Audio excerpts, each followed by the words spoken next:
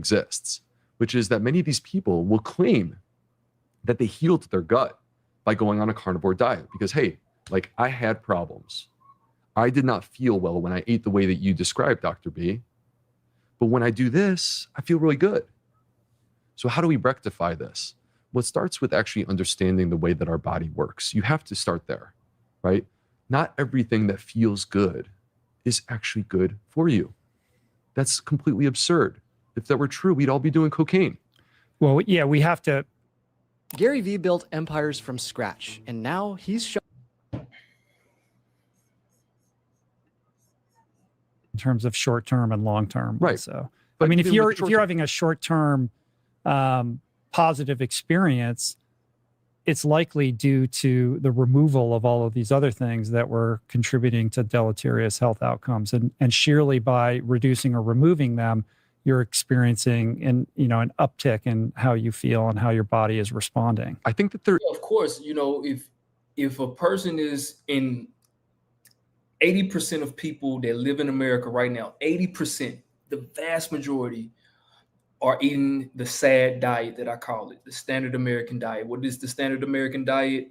80% processed foods, probably, I don't know, they probably eat an apple every once in a while. They might eat a salad every once in a while, but it's primarily meats, processed meat, fast food, junk food.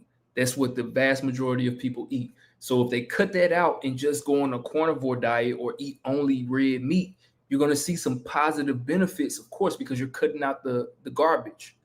But those positive benefits are going to be overshadowed in the long term because you're not feeding your gut microbiome, right? Is value to removing ultra-processed foods. Sure. And the carnivore diet, one of the things that it does really well is that it gives people a framework in order to actually accomplish that. And when people do see improvements of their autoimmune disease, and I am not saying that there are people who do this diet and they say that it improves their autoimmune disease. I attribute that to the fact that you have removed ultra-processed foods from your diet. That's what I think you have done. I don't think it's that the meat heals.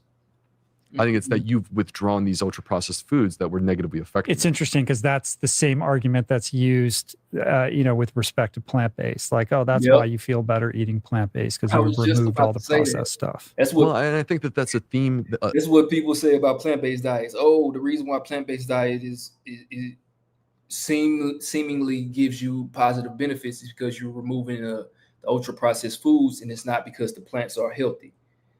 But we've just realized and we just figured out, or we've been figured out, meaning on this video right here, that your gut microbiome thrives off of fiber.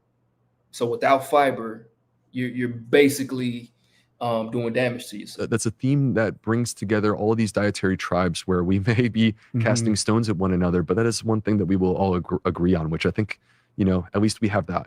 Right. So, but the problem is, Rich, that you withdraw these foods, right? And you say, well, my gut is healed. Your gut is not healed because you have the absence of discomfort. Your gut is healed when you're able to actually tolerate those foods. And a person who withdraws these foods on a carnivore diet, if they reintroduce these foods, their food intolerances are even worse than when they started. And so you're not actually healing the gut. If anything, I believe that you're making your gut health worse in the process of doing this. You're completely devoid of fiber, which is the key from my perspective for optimal gut health. And at the same time, you're cranking up the saturated fat to a level that's very deeply disturbing. And that this ultimately, like saturated fat, has negative effects on the gut microbiome. Now, going beyond gut health, talking about other health outcomes, for example, people will say, well, I cured my diabetes. You did not cure your diabetes because if you have a piece of fruit, your blood sugar is going to be off the charts. Saturated fat actually contributes to insulin resistance through a process called lipotoxicity. Anyone can look up research studies on lipotoxicity, and what you're going to find is that it's not that the fruit is the problem. It's that the saturated fat is the problem, and then it's affecting your insulin resistance, and then you spike your blood sugar after you eat the piece of fruit, right?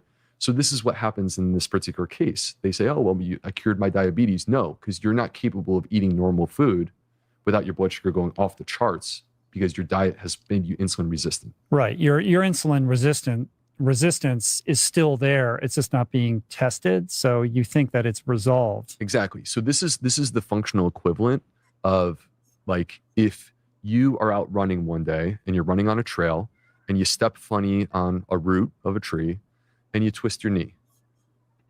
Boom.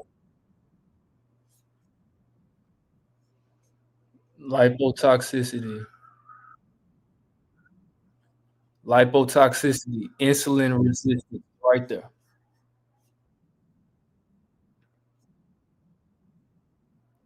It's right there.